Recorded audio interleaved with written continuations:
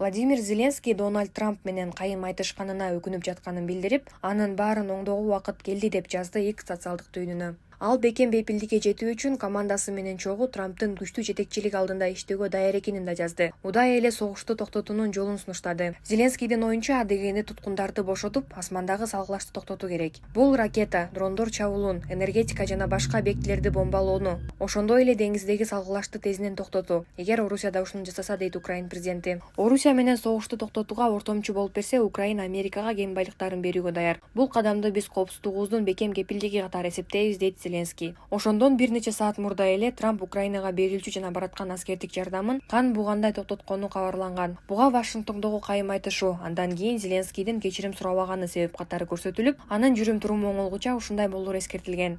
Украина үчүн согушка керектүү чет жардамдын эң чоңун АКШ берип келаткан. Трамп 350 миллиард долларлык жардам өткөрүп койдук, ордуна 500 миллиард долларлык кеңдериңерди бересиңер деп жатат. Зеленский буга моюн сунбай, Вашингтондон 100 миллиардка жетпеген эле каражат алышканын айтып, жарым триллиондук кенин берүүгө макул болбой келаткан. Андан бери кырдаал өзгөрүп кетти. Эми канча миллиарддык кен байлыктарын беришери азырынча ачык элек. Ал эми Орусия бийлиги Зеленскийдин атышууну токтотуу сунушуна өз позициясын айта элек.